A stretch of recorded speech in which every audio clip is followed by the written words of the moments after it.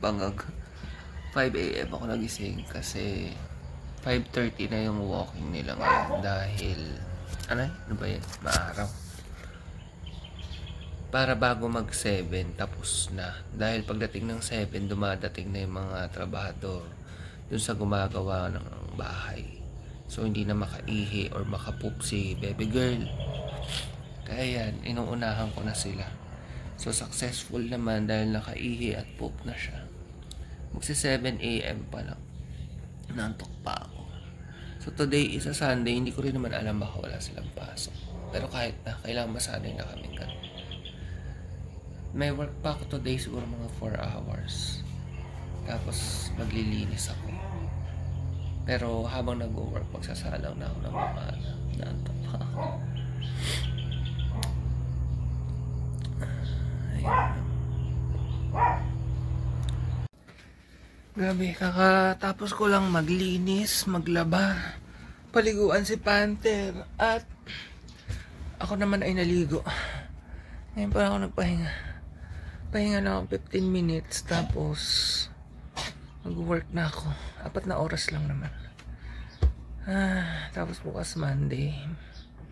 Workday na naman. Pero mag-gym ako tomorrow. Pero light exercise lang kasi di pa ako ganun kagaling. Narinig niyo si Angelo, yun yung inuubo.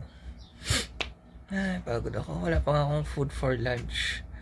So nagwo-work pa rin ako pero tanghali na. Kakain na ako. Ito rin yung tira ko kagabi. Ninit ko lang fried rice, dumpling. Tapos may natira pa rin akong squid no isang araw pa. Tapos ito ay mushroom. Parang mushroom bagoong, kalamansi at saka yung low sodium na parang toyo. Kalimutan ko talaga yung tawag. Malapit na rin ako matapos, mga 1 hour na lang. Tapos pahinga muna ako. Dahil nga Sunday today. Dapat nga mag-online church din ako mamaya eh. So tatry ko. Pero dapat talaga. Tagal ko nang hindi nag-ano. Niremind lang ako ni Kat na yan, bumalik ulit kay Lord. Kain tayo.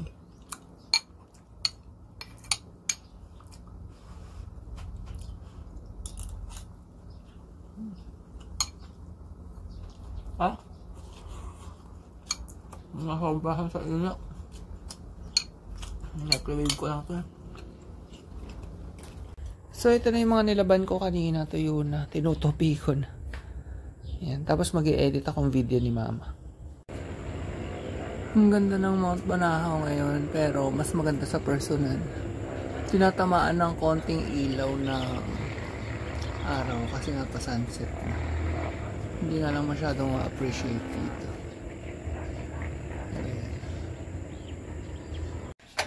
Grabe, pinawisan ako. Ay, nakapagod yung linggo ko. Nakakapagod eh. Hindi rest day. So ngayon naman mag-i-edit ako ng video ni Mama. Almost sunset na eh. Pakita ko sa inyo ha. Ayan. Ay, hindi mo siya. Ayan, oh. Diba? Pa-sunset na. Ayan. So ayan, rendering na yung video ni Mama. Ito ay Bicol Express Chicken Feet. Yan. Tapos nang mag-walking ang mga yan, nakakain na. Yan, mixed veggies lang. Lagyan ko lang ng garlic butter. Tsaka yung mushroom na parang bago. It's that time of the night na naman. Kakain na. Yan, mixed veggies na may mushroom. Tapos yung tira ko pang fried rice. Last na tong fried rice na to. Bukas magsasain na akong bagong batch. So yung isang saing ko ay umaabot sa akin ng 2 days. Kailangan kasi gawin. Para yan, kagaya nitong mixed veggies, ang dali-dali iluto. Ganyan lang. So as usual, tapos na nga ang mga babies. Ako ang last. Kain tayo. At meron ako ditong calamansi juice. Nawibili ako ngayon sa calamansi juice.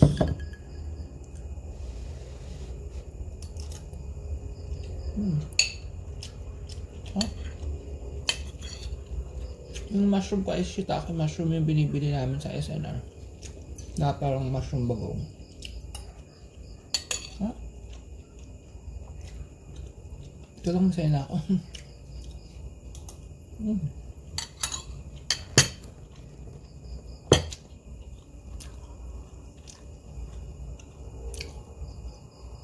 So today is a Sunday. Bukas work day na naman. Although nag-work day naman ako ngayon maghapon. Parang hindi rin naman ako nag-rest day. Sa ano na ako magre-rest nito? Sabado. Kung makukompleto ko lahat ng work by Friday. Pero if ever, Sabado, linis day uli. Linggo tayo magre-rest. Kailangan ko palang pumunta ng Rizal. Dahil this Sunday hindi ako nakapunta. So next Sunday pupunta ako. May natira pa ako. So lahat ng natitira ko nilalagay ko sa ganito. May takip kasi yan. Sa ref. Tapos bukas iinit ko na lang siya. May pandagdag ulam pa. Sleep na si baby. Ang dungis mo. Hindi kasi siya pwedeng maligo kasi kakabakuna lang ng anti-rabies nung Thursday. Wala pang 1 week. Kaya si Panther lang ang naligo. Dungis. Yan. Sanay sa kama yan. At gusto niyan may unan. Kaya may unan siya dyan. Sige na, sleep na. Good night ka na sa kanila. Ikaw mag-close ng mobile. Good night. May muta-muta ka pa. Punasan natin. Yeah, good night. Good night. Itsura mo. Tawa ka. At ito yung mama niya. Ito naman sanay. Basta may basahan dyan. Sila Panther nasa baba pa. Actually, si Panther pinapatulog ko sa baba para magkasama si Ring. Andun si Angelo eh. May talukbong kasi ginawin.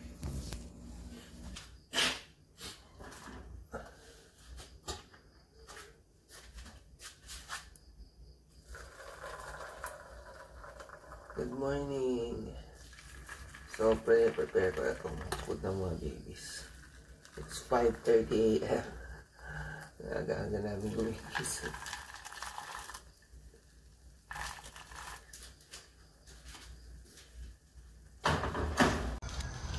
Yan, nag-walking na sila. Madilim pa. 5:41 na pero wala pang liwanag. At ito ang aking salabat with oregano.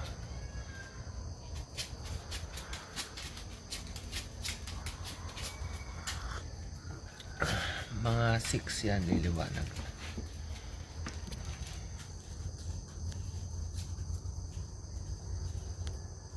Para kung may mga anak na pumapasok ng maaga.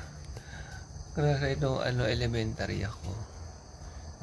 Natatandaan ko, grade 3 ako nun. 6:15 ang aming pasok sa school. Mag-aaga namin gumigising.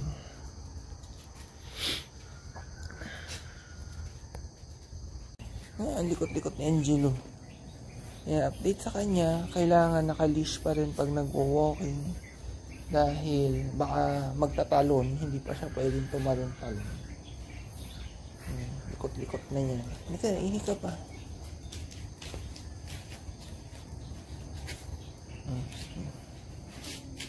Dito.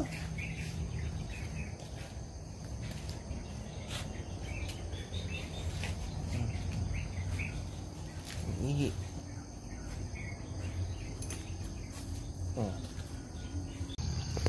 Maliwanag na ha. Walking na si Baby Girl. Dito may tayo ng kalabaw ay ng baka dyan. Baby Girl. Ayaw pa sumunod. Tigas ulo nito eh. Medyo maulap. Pero mamaya iinit din naman yan. So may gym ako ngayong umaga. Pagkakain nila. So napakain ko na sila. Na-walking ko na rin. Nakapagdilig na rin ako ng halaman. nakapag-harvest tayo ng 3 talong tsaka 3 okra. Ito mukhang matanda na, nakalimutan kong kunin agad. Dapat mga ganito kasarapan. Yan. Pag matanda na yung okra, binibigay ko na lang kay Billy. Tapos binibigyan ko rin siya ng talong. Ay, pa lang, magsi-7 pa lang, sakto kasi 7 dumarating yung mga trabahador. So, at least tapos na itong mga to sa business nila, nakaihi na sila, nakakain na, nakapoop na. Kasi kung hindi, nako, tatahulan lang, hindi maasikaso yung mga dapat nilang gawin. Naantok pa ako, ang aga ko na kasing gumigising, 5:30, dati 6:30 ako gumigising. Kailangan kong mas agahan yung tulog. Magbe-breakfast na ako, tapos mag-prepare na rin ako for gym. For breakfast, mag-pizza lang ako. Ito pa yung binili ko sa Greenwich nung nag-SM Lucena ako. Pang 3rd day today. Pero na lang, hanggang mamayang hapon na lang. Dala-dalawa kasi yung kinakain ko. Yan, 2 slices yan. Mukha lang isa. Pero 2 yan. Ito. Yan, may happy yan. And coffee. Iced coffee. Pag bumibili kasi kami ng pizza, tumatagal talaga sa amin yan minsan. 1 week pa nga eh. Pero pag ganun katagal, freezer namin. Pero ito, alam ko namang mga 3 days lang. Sa ref lang. Tapos itong coffee ko, but first coffee yung 1 liter. Lagi akong bumibili. Pero pang matagalan ko din siya. Actually, pang 3 days dapat siya. Pero minsan umaabot siya sa 4 days. Napainit yung pizza. Ayan, 2 slices siyang maliit. Anyway, habang pinapalamig ko to, I'll take this opportunity na rin para sagutin yung most wanted question nyo. Ang bago ko naman to sasagutin ngayon. Sorry kasi dumadating na yung mga trabahador. So, nagtatahulan na itong mga to. Sinarado ko muna yung pinto. So, hindi ko muna to sinagot kasi tinanong ko muna si Bob kung dapat ko pa bang sagutin. Sabi niya, okay lang naman daw. Para matapos na rin. Kasi kung mag-upload ako ng vlog, tinatanong nyo, nasaan na po si Paul?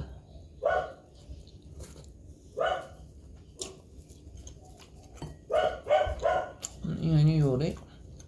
Anyway, naririnig nyo naman siguro ako kahit may ingay siya.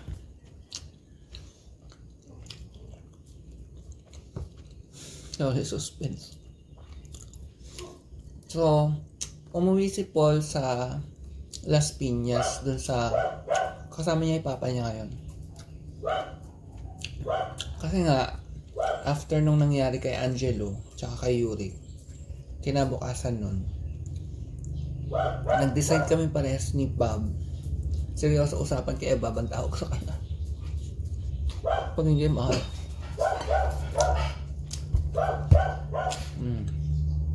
Na pauwi na lang siya.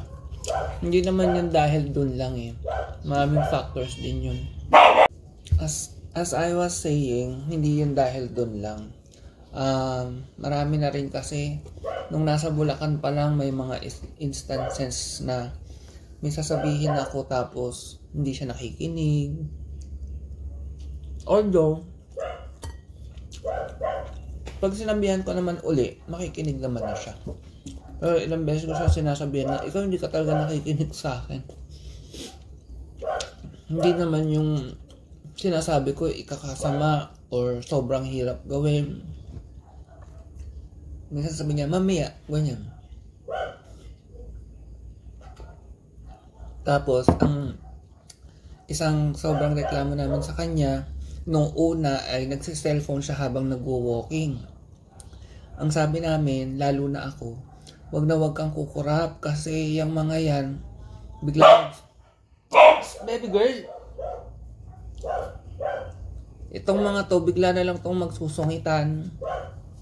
So, dapat hindi kang pate pag nagwo-walking. Kailangan nakabantay talaga. Mga ilang beses din namin siya sinabihan bago siya sumunod. Ang problema, nung sumunod na siya, na hindi na siya nagsiselfone pag nagwo-walking, ibang distraction naman. Nung si Angelo at si Yurik ay nagkaroon ng pag-aaway, nagtataga siya sa likod ng something. Sabi ko sa kanya, sobrang importante ba nung tinataga mo dun? Na iniwan mo yung mga aso, walang nagbabantay. Ako no, naghuhugas akong plato kasi ang alam ko, binabantayan niya tong mga to. Yung pala, nandun siya sa likod. So yun. Sabi ko, kung hindi man siya uuwi, tapos kunyari aalis kami siya magbabantay sa mga aso, parang hindi na ako kampante. Nababantayan niya. Parang nawala na kami ng confidence sa kanya. Kaya, sabi namin, umuwi na lang siya.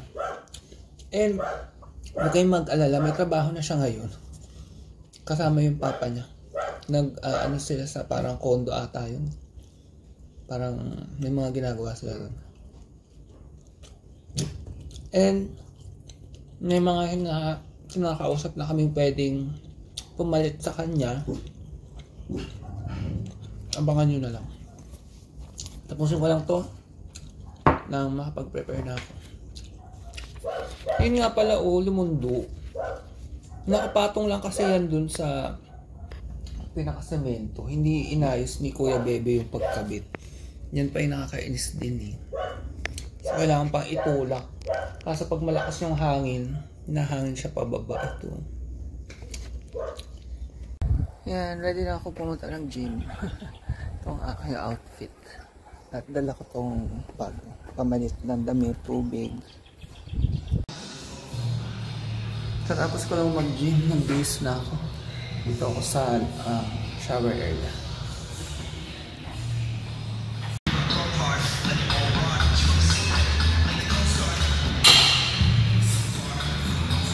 Grabe. Mas pinapahirapan na ako ngayon ng coach na mga workout. Sakit ng mga braso ko. Kasi nga pang 3rd week ko na ata. Medyo sumakit na naman yung lalamunan. Tuwing galing ako dyan sa gym, no last time, sumakit din yung lalamunan ko. Tapos yung nagtuloy-tuloy. Strepsils.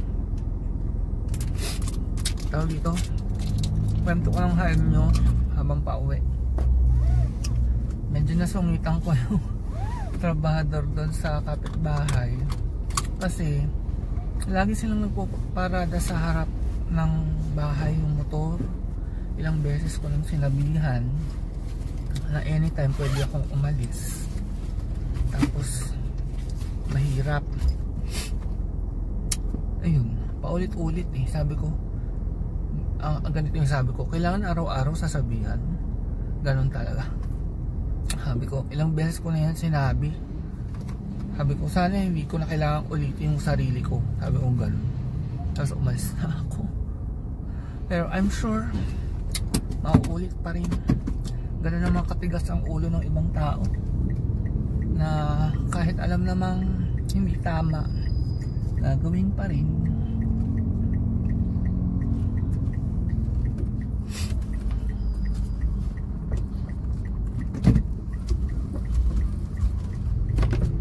Anyway, bago umuwi, o-order lang ako ng food sa Coco Deli para hindi na ako magluluto kasi mag-work pa ako. So, para hindi na ako ma-stress. Yan na lang. Dito na ako sa Coco Deli. Yan. Ito na yung mga binili kong food. Paris! Yan, mushroom tocino. Pasingalan ko lang sa lumpia, mushroom lumpia. Ang ingay, tinatahulan nila yung mga trabahador. Na-walking ko na yung mga yung iba nasa taas na.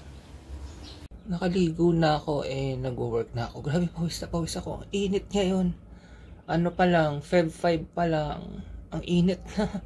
Summer na. Samantalang parang last week, ang lamig-lamig pa ng panahon. Yung pawis ko, kakaligo lang yan ha. Kaya makintab. May trabaho na muna ako. Lunchtime, ininit ko muna yung mushroom lumpia para lumutong uli. Hindi na ako naglagay ng mantika. Pero nagmantika siya, kaya yan, inano ko sa tissue. Yan. May kasamang itlog and garlic rice and salad. Nagtimpla ulit akong kalamansi juice. May yelo nga lang. May ubo pa yun, nag-yelo na.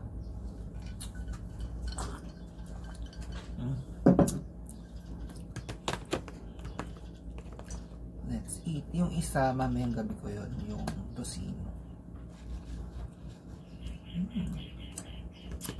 Kasama pa siyang suka. Masarap din yung suka nila dun.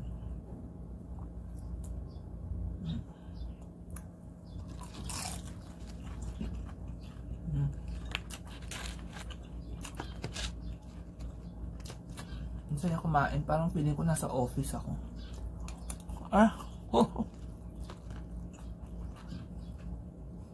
Kasi nakapack yung lunch.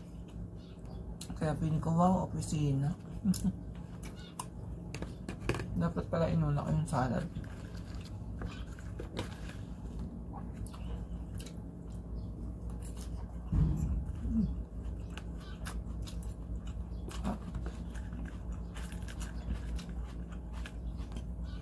Bitin lang yung salad eh, konti. Sarap na. Mahilig ako sa salad.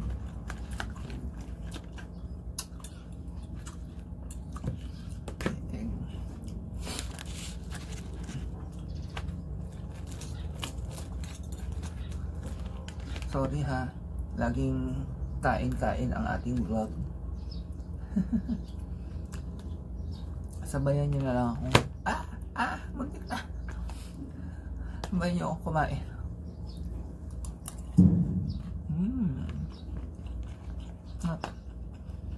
Pag nasa Laguna na kami, mamimiss ko yung Coco Deli na yan. Dadayuhin ko. May vegetarian din sa San Pablo na restaurant. Pero iba yung menu. Parang turo-turo ng lutong bahay. Ito more on parang silog-silog. Mas simple yung menu nila. Pero masarap. Tapusin ko lang to. Rain. Walking na naman yung mga yan. Grabe, magpa 5 na pero ang tindi ng init, oh. Dati parang mga alas 3 yung ganyang klase. Lapit na talaga mag summer.